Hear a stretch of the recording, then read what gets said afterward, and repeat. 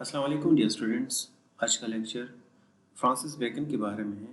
پچھلے ویڈیوز میں ہم نے ایلزابتھن ایج کی ڈراما کو ڈسکس کیا تھا. ڈیٹیل میں ہم نے اس کو پڑھا تھا. ان کے فیچرز، تھیمز، پرسپیکٹیوز، یہ سب کچھ ہم نے ڈسکس کر چکے ہیں آلریڈی. آج کا لیکچر پروز کے حوالے سے، اور جب بھی ہم ایلزابتھن لٹریچر کی بات کرتے ہیں تو ایک جو نیم ہے، جو ایور لاسٹنگ نیم ہے، ایور گرین نیم ہے، جو بہت ہی جس کو ہم فادر آف انگلش پروز بھی کہتے ہیں. فادر آف پروز تو نہیں کہہ سکتے کیونکہ father of prose belongs to the France, but father of prose father of English prose is called Francis Bacon. تو فرانسس بیکن ہیں اور آج کا لیکچرز بھی فرانسس بیکن کے حوالے سے ہیں.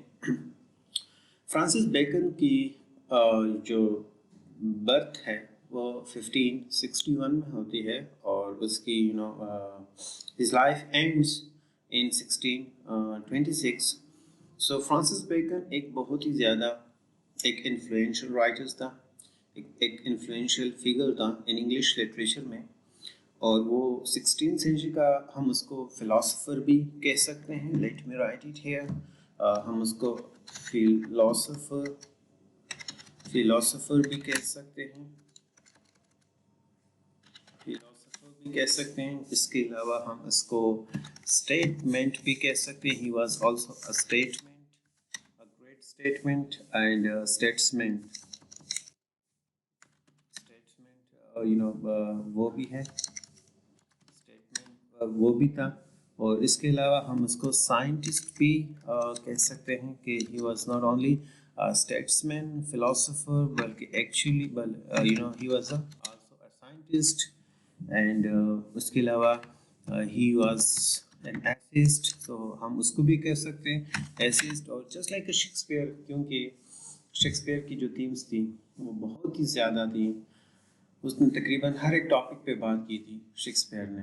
تو جو فرام ڈاؤن ٹو ٹاپ یا ٹاپ ٹو ڈاؤن، جو جتنی بھی سوسائٹی میں جتنی بھی فیبریکیٹڈ ہے، جتنی بھی کمپلیکسٹی ہوتی ہے ہیومن ریلیشن شپ ہے، whenever we study humans, تو آبویسلی ہم ہیومنس کو تو نہیں اسٹڈی کرتے، لیکن ان کے بیچ میں جو ریلیشن شپس ہیں جو صرف ہیومینٹی ہی اسٹڈی کر سکتی ہے، کمپلیکس ریلیشن شپ.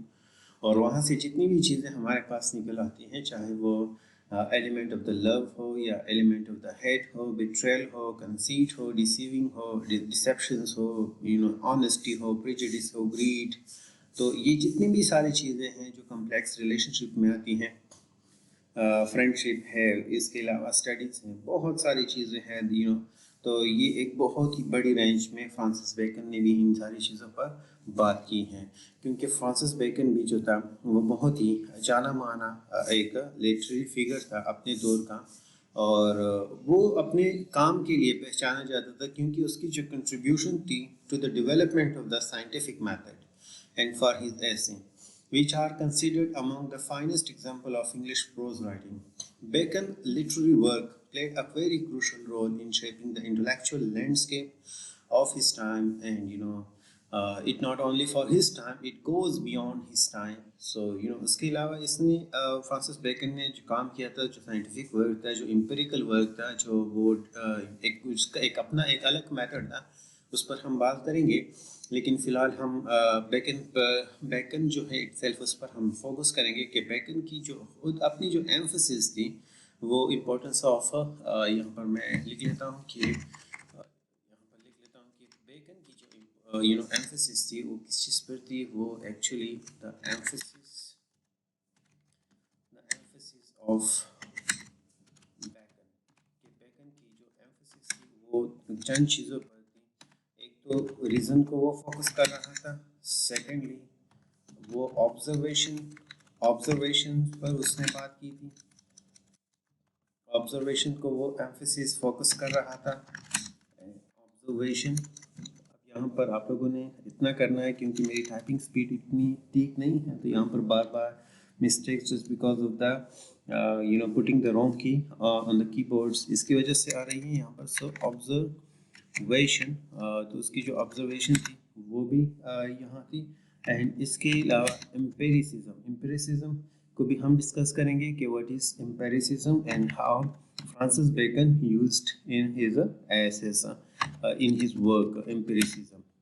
तो उसका जो था reason observation empiricism in the pursuit of knowledge, और उसका एक प्रोफाउंड इम्पैक्ट था on the development of the modern science.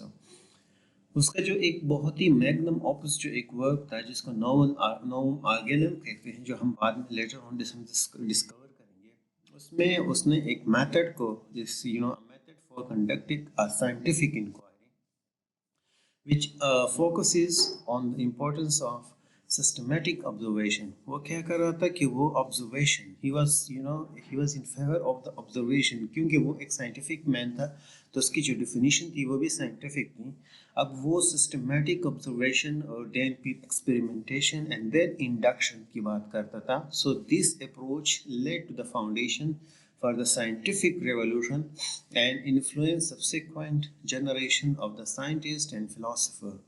तो इस तरह से हम कह सकते हैं कि जो उसके जो एक contributions थी साइंस में, philosophy में, bacon was also a key figure in the culture and political life of his time, क्योंकि वो काफ़ी सारे पोस्ट पर भी वो रह चुका था, उसने काफ़ी सारे उसके पास नॉलेज भी था, सब कुछ भी था। किंग जेम्स के दौर में उसको बहुत ही ज़्यादा प्रोमिनेंट मिली और एक प्रोमिनेंट मेंबर भी बन चुका था वो रॉयल कोर्ट का। सो बेकन की जो इन्फ्लुएंस है on the literature can be seen in the work of the later writer and who were inspired by his idea and style. So he believe, bacon की जो beliefs थे वो कहाँ पर थे? पावर ऑफ रीजंस में थे। उसकी कमिटमेंट जो थी to the pursuit of knowledge and his mastery of English language have earned him a lasting place in the canon of English literature. Bacon की जो एसेस थे वो remain a testament for his intellectual जो parts, जो abilities थी उसके लिए थी, and enduring relevance, offering readers valuable insight into human experience and the world around them. So overall, Francis Bacon's literary contribution to the age was significant not only for his innovative approaches to the essay, but from also his profound influence on the development of the modern science, philosophy, politics. So his work continued to be studied and appreciated for their intellectual depth, literary merit, and timeless wisdom, making him a truly important figure in the history of English literature. चलिए अब हम उसकी बात करते हैं, Francis bacon की life के बारे में बात करते हैं और हम उसको डिस्कस करते हैं कि फ्रांसिस बेकन की लाइफ, और उसके बाद then we have to move to his work कि उसके वर्क को हमने एनालाइज करना है। सो फ्रांसिस बेकन जो था, he is also just like a Shakespeare, one of those complex and contradictory natures which are the despair of the biographer. यहाँ पर बहुत सारे रूमर्स भी हैं जिसकी कोई कंक्रीट रेफरेंस तो कहीं पर भी हमें नहीं मिलती, लेकिन अगर हम इम्प्लिसिटली बात करते हैं, जो हम अगर ले सकते हैं उसकी टेक्स्ट से, उनके जो बायोग्राफर थे बाद में लेटर ऑन जो आए थे जिन्होंने जिस पर रिसर्च किया था, जो नॉर्मली इजीली अवेलेबल नहीं है लोगों के लिए, लेकिन यहाँ पर फिर भी हम कह सकते हैं कि कोई कंक्रीट रेफरेंस मौजूद नहीं है। तो फ्रांसिस बेकन के बारे में बहुत सारे रूमर्स भी हैं, ऑल्दो हमारे पास ऐसी कोई ख़ास रिसर्च नहीं है जो इन रूमर को सपोर्ट करे। जैसे कि कहा जाता है कि Francis bacon was no one but actually he was Shakespeare himself, ये भी एक रूमर है, उसके बारे में कहा जाता था। और क्योंकि कहा गया कि शेक्सपियर की जब डेथ हुई तो शेक्सपियर ने अपनी डेथ अनाउंस कर दी थी, ऐसे क्योंकि उसके जो लिटरेरी ड्रामेटिक वर्क था उसमें ऑलरेडी जब शेक्सपियर की डेथ हो रही थी उससे 4-5 साल पहले शेक्सपियर की जो लिटरेरी वर्क में डिक्लाइनेशन आना शुरू हुई थी, तो अब वो एक नए उसमें जॉनरा में अपनी एक्सपर्टीज़ को लाना चाहता था। तो एक रूमर्स है, ऑल्दो इसमें हमारे पास कोई, once again I am saying, कोई कंक्रीट रेफरेंस नहीं है। दूसरी बात जो है फ्रांसिस बेकन के बारे में, होमोसेक्सुअलिटी के हवाले से भी इसके बारे में बात होती है कि he was a homosexual person, because he has a close relationship to many of his royal friends and even to the King James. کیونکہ کنگ جیمس کے بارے میں بھی یہی کہا جاتا ہے کہ الزبتھ کے بارے میں کوئن الزبتھ کے بارے میں کہا کیا کہ she was the king of the age, اور کنگ جیمس دا فرسٹ کے بارے میں کہا جاتا ہے کہ he was the queen of the age. تو یہاں پر ان دونوں کی جو جتنی کلوزنس تھی، جو ان دونوں کے درمیان جو انفارمیلٹیز تھیں، ان سے یہی ریسرچر جو تھے، جو بعض لوگ تھے، وہ یہی چیز گیٹ کرتے ہیں کہ there was somehow the relationship of intimacy between Francis Bacon and king himself. تو ایک اور بھی رومرس ہیں، لیکن یہاں پر once again I am seeing کہ اس پہ کوئی کنکریٹ ایویڈنس نہیں ہے، جسٹ لائک رومرس کہ Francis Bacon was a man is a paedophilia, he was involved in paedophilia. So اب یہاں پر چونکہ لیٹسٹ جو یہاں پر جو تھیوریز آ رہی ہے، اب دوبارہ سے پوری ہسٹری کو دوبارہ سے ری وزٹ کیا جا رہا ہے، تو اس کی وجہ سے بہت ساری چیزیں سامنے آ رہی ہے. And with the Times with the passage of time, یہاں پر ود ریفرنس ہمارے پاس بہت ساری چیزیں آ جائیں گی ہر ایک رائٹرس کے بارے میں، کیونکہ دوبارہ سے ہسٹری کو ایووکیٹ کیا جا رہا ہے. اب یہاں پر جو ہمارے پاس اب جو ماڈرن تھیوریز آ رہی ہیں، ان بیس پر دوبارہ سے تھیوریز پوری ہسٹری کو دیکھا جا رہا ہے. لیکن چلو وہ تو پھر جب آئے گی تب دیکھا جائے گا اس کے حوالے سے. لیکن پہلے فرانسس بیکن کو ہم دیکھتے ہیں کہ فرانسس بیکن جو تھا اگر ہم اس کی لائف میں ایسے جو اس کے بایوگرافرز ہیں، وہ کہتے ہیں کہ اگر آپ فرانسس بیکن کو پسند کرتے ہیں تو فرانسس بیکن کے بارے میں آپ کے پاس بہت ساری چیزیں ہوں گی اس کو اپریشیٹ کرنے کے لیے، کیونکہ اس کی جو ایبلٹی تھی، انٹلیکچوئل ایبلٹی تھی، اس کی جو کامیابی تھی، اس کی جو ایکسپیریمنٹس تھے، اور اس کی جو تو بہت سارے ٹریبیوٹس ایسے موجود تھے فرانسس بیکن کے ورک میں. فرانسس بیکن نے جن ٹاپکس کو ٹچ کیا تھا وہ واقعی اپریشیٹیبل تھے، ان کو اپریشیٹ کرنا چاہیے اگر آپ فرانسس بیکن کو مانتے ہیں. لیکن اگر آپ فرانسس بیکن کے اگینسٹ ہیں تو پھر آپ کے پاس فرانسس بیکن کو سے نفرت کرنے کے لیے بھی بہت ساری چیزیں ہیں. جیسے کہ اس نے اپنے دوست کو مروایا تھا، اسی دوست کو جس دوست نے فرانسس بیکن کی بہت زیادہ ہیلپ کی تھی اس کی لائف میں، جب اس کے پاس کچھ نہیں تھا، جب فرانسس بیکن پر اپنا ہی جو اس کا انکل تھا وہ ٹرسٹ نہیں کر رہا تھا، فائنینشلی اپنے فرینڈ پر ڈپینڈنٹ ہوا تھا. تو لیکن بعد میں پھر اس نے اسی کو اپنے فرینڈ کو اس نے جھوٹی گواہی دی، اور جس کی وجہ سے اس کی فرینڈ کو موت کی سینٹینس سنا دی گئی تھی اور وہ مر گیا تھا، اس کو سزا ہو گئی تھی. تو یہاں پر اس کا سیلفشنس بھی آ جاتا ہے. اور پھر ہمارے پاس فرانسس بیکن جو ہے وہ اس طرح سے دونوں طرف سے اگر ہم دیکھتے ہیں کہ ہم اس کو اگر اپریشیٹ کرنا چاہتے ہیں تو ہمارے پاس بہت ساری چیزیں ہیں کہ ہم اس کو اپریشیٹ کر سکتے ہیں. لیکن اگر ہم اس کو if you are hating the person Francis Bacon, so you have a lot of things to hate him. تو لیکن یہی تو جو اوپینینس ہے اس کو ہم سائڈ پر رکھتے ہیں. And relying upon the facts of the Bacon life, as we find on the one side he was a politician. He was a cold, calculating, selfish, but on the other side he was a literary, scientific man with an impressive devotion to the truth for his own sake, for its own great sake. سو یہ وہ انسان تھا جو use کرتا تھا questionable means to advance his own interest, and there a man seeking with a zeal and endless labor to penetrate the secret ways of the nature. Because science, what is science? Science is a study of nature. اور nature کو explore کر رہا تھا، ان کے secret ویز جو تھے nature کو وہ ایکسپلور کرنا چاہتا تھا. اس میں وہ he was doing in his exploration and developing different things. تو فرانسس بیکن جو تھا، یہاں پر اس کی لائف کو ہم لے لیتے ہیں کہ اس کی لائف جو تھی، his life، فرانسس بیکن کی لائف کو ہم ڈسکس کرتے ہیں. Life Francis Bacon. اب فرانسس بیکن جو تھا اس کے he was the son of the Sir Nicholas. He was the son the son of the Sir Nicholas Bacon and جو ایک لارڈ کیپر تھا کوئن الزبتھ کے دور میں آف دا سیل. اور اسی طرح سے جو لارڈ بارلے تھا लॉर्ड बार्ले, उसका उसकी जो माँ थी वो लॉर्ड बार्ले की सिस्टर इन लॉ थी, सो जो ग्रेटेस्ट क्वीन स्टेटमेंट थी। सो इसी कनेक्शन से हम ले सकते हैं कि उसका जो रॉयल के साथ रॉयल जो रॉयल कनेक्शन था वो पहले से ही था और वो उसको एज ए गिफ्ट मिला था। सो he was attracted to the court and as a child queen Elizabeth ने उसको कहा था, खुद कहा था उसको लिटिल लॉर्ड कीपर। और जब वो 12 साल का हुआ तो उसको कैम्ब्रिज भेजा गया पढ़ने के लिए। He was admitted into the Cambridge he was admitted into Cambridge Cambridge में पढ़ने के लिए भेजा गया वहाँ पर Cambridge.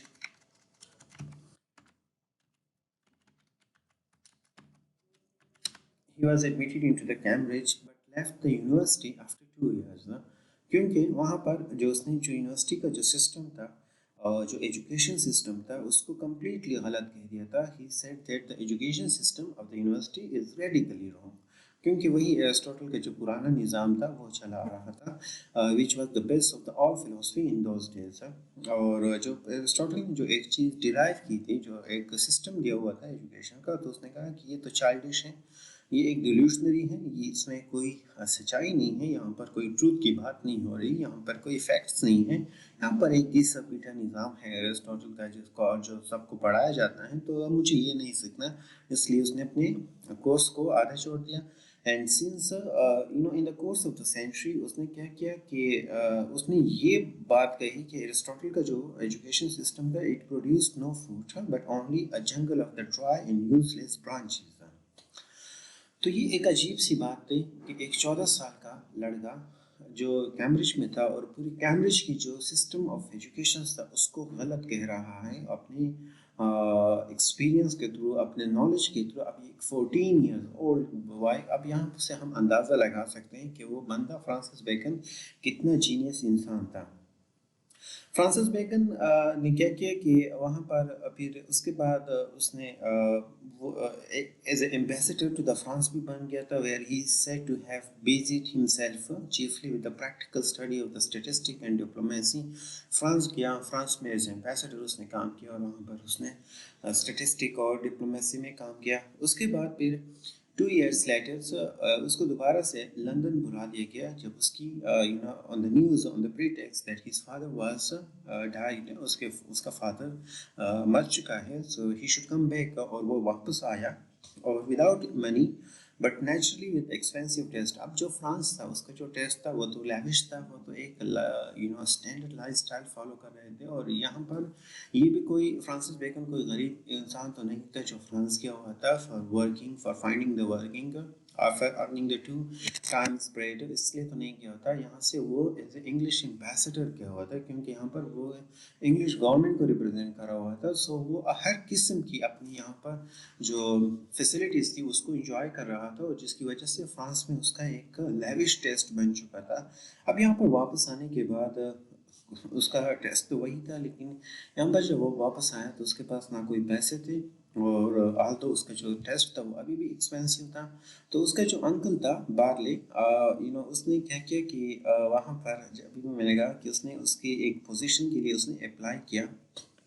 So it was in this application he used the expression so characteristic of the Elizabethan age that he had taken all the knowledge of his provinces, क्योंकि उसने उस दौर का जितना भी उसकी जो नॉलेज थी वो बहुत ही ज़्यादा इनॉमरस थी, अनलिमिटेड थी, वो अपने सारे इल्म पर अबूर हासिल कर चुका था।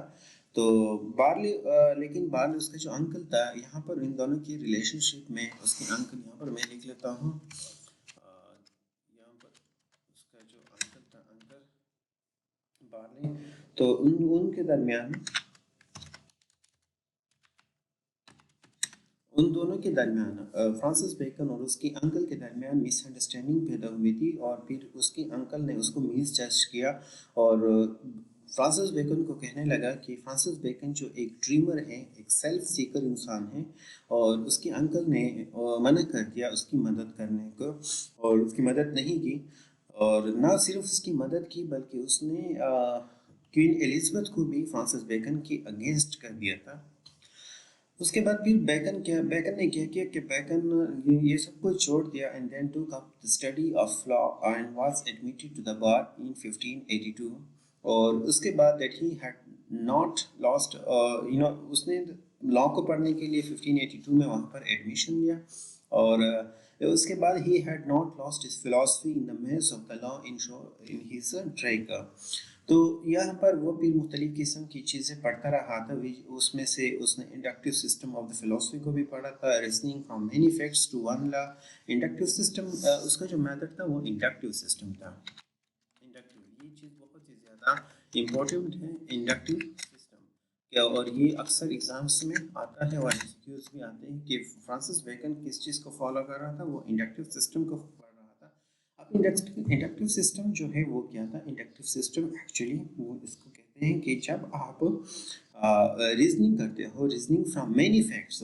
ٹو ون لا آپ کے پاس نیچر میں بہت سارے فیکٹس ہیں اب اس کو آپ نیرو ڈاؤن کر کے صرف ایک ریزن ایک پوائنٹ تک لے کے آتے ہو اس کو ہم انڈکٹیو سسٹم کہتے ہیں from many from many laws to one law from many facts آپ کے پاس فیکٹس بہت زیادہ ہو لیکن آپ اس کو ایک لا بنا دیتے ہو and rather than from assumed law to a particular fact جس کو ہم deductive method کہتے ہیں کہ which was the deductive method that has been in use for the century جو ایرسٹوٹل کا ایک میتھڈ تھا ڈیڈکٹیو اس کو وہ نہیں فالو کر رہا تھا اس کا اپنا ایک سسٹم تھا انڈکٹیو سسٹم تو فرانسس بیکن کی جو ڈیمانڈس تھیں وہ تین چیزیں تھیں وہ اب چاہتا تھا کہ مجھے جو تھری تھنگس ہیں وہ ہونی چاہیے یہاں پر تھری تھنگس اس کو ایک تو ہمارے پاس free first of all nature تو نیچر میں ہمارے پاس کیا ہونی چاہیے ہمارے پاس actually free investigation of the nature ہونا چاہیے free investigation of the nature free investigation of the nature this is the first thing اب second thing کیا تھا second thing میں ہمارے پاس the discovery اب یہ ساری چیزیں اس دنوں میں بہت ہی زیادہ ایک نئی نیو چیزیں تھی اگر ہم اسی دور میں ہم لیتے ہیں تو یہ ہمارے لیے بہت ہی اولڈ چیزیں بن چکی ہیں لیکن جب ہم اونلی کانٹیکسٹ کو اپنی کلچر کانٹیکسٹ کو دھیان میں رکھتے ہوئے تو ان دور کے لیے کیا تھا یہ بہت ہی ایک نیو چیز تھی جو لوگوں کے لیے واقعی حیران کن بات تھی Discovery of the facts instead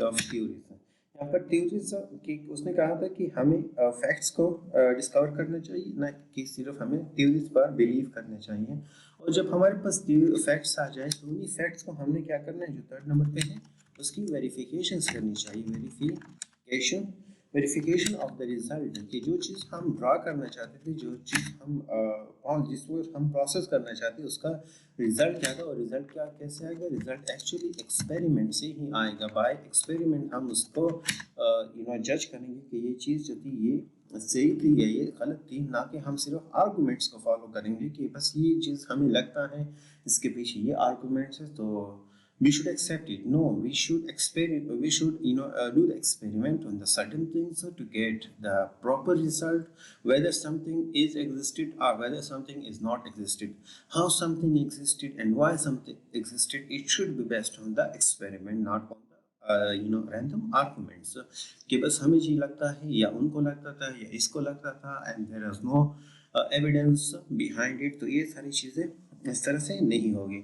تو یہاں پر یہ ابھی بھی میں نے کہا کہ ہمارے دور میں ہمیں تو یہ بہت ہی کامن چیزیں لگتی ہیں عام سی چیزیں لگتی ہیں لیکن اس دور میں جو تھا یہ بہت ہی زیادہ ایک یونیک چیزیں تھی اپنے ایج کے لیے. تو ایسا دیٹ کہ فرانسس بیکن نے لا بھی پڑھا ہوا تھا اور ایز اے لائر بھی اس نے بہت ہی سکسیس حاصل کی تھی کیونکہ اس کی جو نالج تھی اور اس کا جو پاور آف پلیڈنگ تھا وہ بہت ہی زیادہ مشہور ہو چکا تھا. And it was almost at the beginning of his career. Johnson اس کے بارے میں لکھتا ہے the fear of everyone heard him speak was that he should make an end. تو اس طرح سے وہ ایک کامیاب لائر بھی تھا اور اس کے بعد پھر جب ہم پبلیکیشنز کی بات کرتے ہیں اس کی ایسیز کی تو اس کی فیم میں اس کے ایسے سال تو وہ اس کا جو بہترین ورک تھا according to Francis Bacon himself وہ لیٹن میں تھا. اس کی ایسے کو وہ خود وہ اتنا اپریشیٹ نہیں کرتا تھا, لیکن اس کو جو فیم ملا یہاں پر انگلش میں اس کو اپنے ایسیز کی وجہ سے ملا. اور but Bacon was not content, وہ خوش نہیں تھا کیونکہ اس کا جو ذہن تھا وہ اور بھی بہت بڑی ہیوج اسکیم میں بیزی تھا. جیسے کہ ہیوج اسکیمس کون کون سے تھے, جو پلینس سے جو منصوبے تھے جو آلریڈی اس کے ذہن میں چل رہے تھے, وہ پیسیفیکیشن آف دا انہیپی آئی لینڈ, simplification of the English law, the reforms of the church, the study of the nature. تو یہ ان دنوں کے جو پرابلمس تھے یہ انہیں میں انوالو تھا, the establishment of the new philosophy. تو ہی لیکن ساتھ ساتھ میں یہ تو اس کی اپنی کنٹریبیوشنس تھی, اپنا ورک تھا جو وہ سوسائٹی میں یا سائنس میں یا لٹریچر میں وہ کنٹریبیوٹ کر رہا تھا. لیکن دوسری ہینڈ پر ہم نے کہا نا کہ فرانسس بیکن کے دو پرسونا تھے. ایک تو ایک طرف سے تو ہمیں یہ اس قسم کا انسان ملتا ہے جو ایرسٹوٹل کے پورے ایجوکیشنس کو غلط کر رہا ہے, ایک انڈکٹیو سسٹم کو وہ سامنے لے کر آ رہا ہے. لیکن آن دا ادر ہینڈ اگر ہم بات کرتے ہیں تو وہ کیا تھا, وہ ایک ایسا پولیٹیشین تھا جو ہمیشہ گیمس کھیلتا رہتا تھا اپنے فائدے کے لیے, اپنے ایڈوانٹیج پرسنل ایڈوانٹیج کے لیے وہ لوگوں کے ساتھ کھیلتا تھا. اس نے سب سے پہلے اگر ہم ایک مثال لیں تو اس نے اپنے آپ کو ڈیووٹیڈ کیا تھا ایسکس کو, ایسکس دا لارڈ آف دا ایسکس کو, جو ایک ینگ نوجوان تھا لیکن ایک ڈینشس فیوریٹ آف دا کوئین تھا. اور تب اس نے کیا کیا تھا کہ اس کو اپنا فرینڈ بنا دیا تھا اور پھر اس کو اپنے فائدے کے لیے اپنی پوزیشن کے لیے اسکلفلی اس کا استعمال کیا. لیکن جب وقت آیا تو یہی جو عرض تھا, یہی جو لارڈ تھا آف ایسکس کا, اس کو ٹریزن کی بنیاد پر اس کو اریسٹ کر دیا گیا تھا. اینڈ بیکن کی مدد سے, بیکن کے ایفرٹ کی وجہ سے اس کو کنوکٹڈ قرار دیا گیا تھا. تو یہ دوستی تھی فرانسس بیکن کی. اس نے اپنے دوست کو جس نے اس کی پوزیشنز کو برقرار مینٹین کرنے میں بہت کوشش کی, جس نے اس کو فائنینشلی سپورٹ کیا, جس نے اس کے لیے سب کچھ کیا, اس کو ایز اے ریزلٹ نتیجہ کیا نکلا کہ فرانسس بیکن کی گواہی سے کہ یس یہ ٹریزن میں ملوث تھا اور اسی وجہ سے اس کو بیہیڈڈ کر دیا گیا, اس کو مار دیا گیا. تو بیکن کا جو کلیم ہے وہ اس کی جو ہائی سینس آف جسٹس تھا, we are not convinced that he understood either justice or friendship in appearing a queen's counsel against the men who had befriended him. So یہاں پر اگر ہم اس کی cold bloodedness and lack of moral sensitivities پر اگر یہاں پر اس کی صاف نظر آتی ہیں, اور یہی ساری چیزیں اس نے اپنے ایسے لو میں اور فرینڈشپ میں بھی اس نے کہی ہے. سو ہم یہاں سے انڈرسٹینڈ کر سکتے ہیں اس کی لائف کو only upon the theory that the intellectuality left him cold and dead to the highest statement of the humanity. اس کی ہیومینٹی کا جو نالج تھی یا جو ہیومن ریلیشن شپس تھے, ہم یہاں پر کہہ سکتے ہیں کہ اس کی نالج جو تھی وہ اپ ٹو دا مارک نہیں تھی. سائنس کی نالج اس کے پاس کافی ہوگی, ایز اے لائر وہ ایک اچھا لائر تھا, لیکن یہاں پر جو فرینڈ شپ تھا یا جو لوگوں کے درمیان جو ریلیشن شپ تھا, جو ایک باؤنڈنگ تھی, اس کو سمجھنے میں اس سے کافی مسٹیکس ہوئیں. ایلزابتھ کے دور میں بیکن جو تھا وہ اس کو ہائی آفیسز دی گئی تھی, لیکن پھر اس کے بعد اسی آفیسز سے ان کو بارلے کے تھرو, اس کے انکل کے تھرو ان کو بلاک کر دیا گیا تھا. اور کوئین کی اپنی بھی کوئین جو تھی, کوئین ایلزابتھ کے بارے میں کہا جاتا تھا کہ وہ ایک بہت ہی ہوشیار عورت تھی, اور اس کی جو ججمنٹ تھی لوگوں کو سمجھنے میں وہ بھی بہت زیادہ کافی تیز تھی. تو اس لیے فرانسس بیکن کو اس نے خود جج کیا تھا اس وجہ سے. سو جب جب کنگ بنا 1603 میں, تو بیکن نے اپنے آپ کو نیو رولر کو ڈیووٹڈ کر دیا تھا. جیسے کہ میں نے اسٹارٹ میں بھی کہا تھا کہ ان کے درمیان بہت ہی زیادہ کلوز ریلیشن شپ ڈیولپ ہوا تھا. اور ہی واز نائٹڈ, اس کو نائٹڈ کہا گیا. And soon afterward attained another object of his ambitions in marrying a rich wife. اس نے دوبارہ سے کیا کیا کہ اس کی جو زندگی کا جو ایک اور مقصد تھا وہ یہ تھا کہ وہ کسی امیر عورت سے شادی کر لے, just to make his financial status better. So اس کی جو اپیرنس آف ہز ورک تھی دا ایڈوانسمنٹ آف لرننگ وہ 1605 میں سامنے آئی اور یہ was largely the result of his mental stimulus produced by the change in fortune. 1613 میں he was made attorney general. اس کو اٹارنی جنرل بنا دیا گیا تھا. In 1613 he was made attorney he was made attorney general. وہ بنا دیا گیا تھا.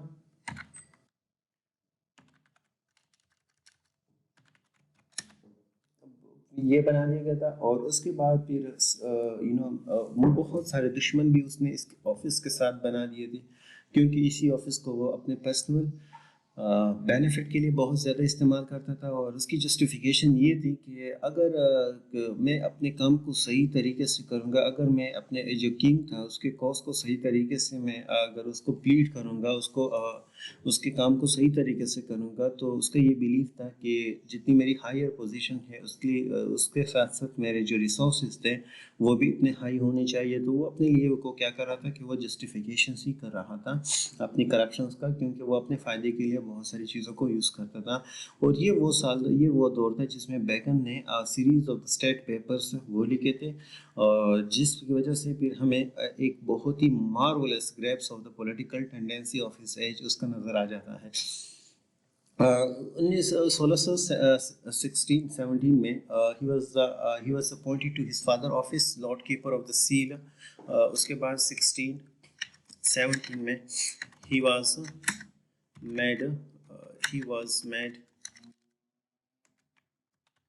made lord keeper of the seal. وہ بنا دیا گیا تھا لارڈ میں, اینڈ اس کے نیکسٹ اگلے سال اس کو ایک ہائی آفس آف ایک سال بعد 1618 میں لارڈ چانسلر وہ بنا دیا گیا تھا. with the office received the title Baron Verulam. اس کو ایک ٹائٹل دیا گیا تھا. بیرن فرانسس بیکن کو ایک ٹائٹل دیا تھا بیرن ویرولم. یہ ایک ٹائٹل اس کو ملا تھا وہاں پر اس آفس میں. اور پھر بعد میں اس کو وسکاؤنٹ آف ایس ٹی ایلبن یہ بھی کہا گیا. یہاں پر میں لکھ لیتا ہوں وسکاؤنٹ آف ایس ٹی یہ بھی کہا گیا. اور یہ نام اس کے ساتھ ایز اے وینٹی اس کے لٹری ورک کے ساتھ اس کو اٹیچ کر دیا گیا تھا. اس کے گریٹسٹ ورک میں نوون آرگینمس بھی آتا ہے اور ایرسٹوٹل کا فیمس جو آرگینم تھا اس پر بیس تھا.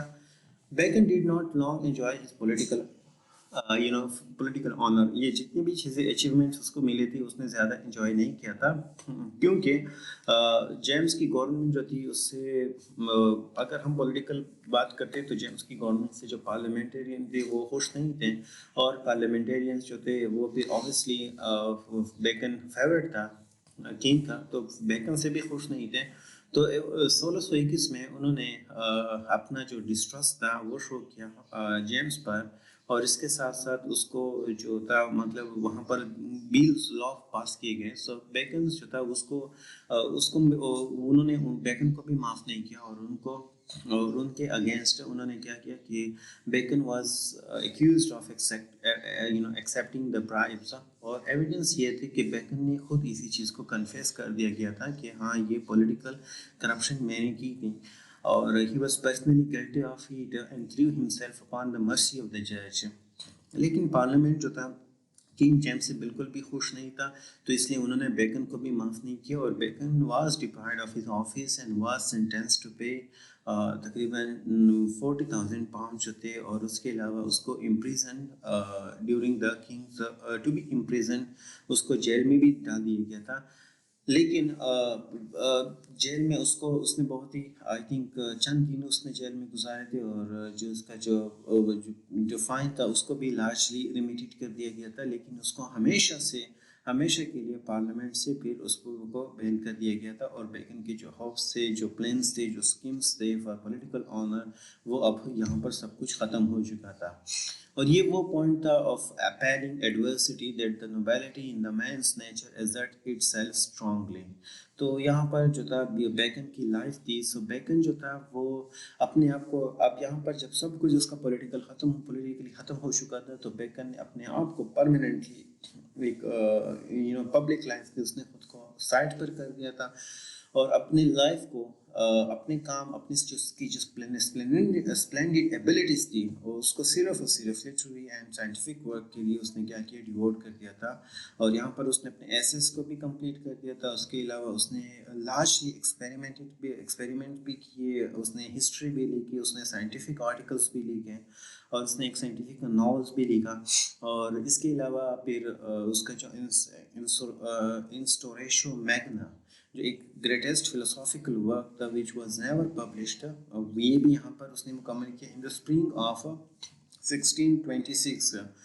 ابھی بھی وہ ایک سنو اسٹارم میں کچھ کر رہا تھا، ایکسپیریمنٹ کر رہا تھا، and it occurred to him that snow might be used as a preservative instead of a salt. So true to his own method of arriving at truth، اس نے کیا کیا تھا کہ وہ he stopped at the first house, bought a fowl and proceeded to test his theory.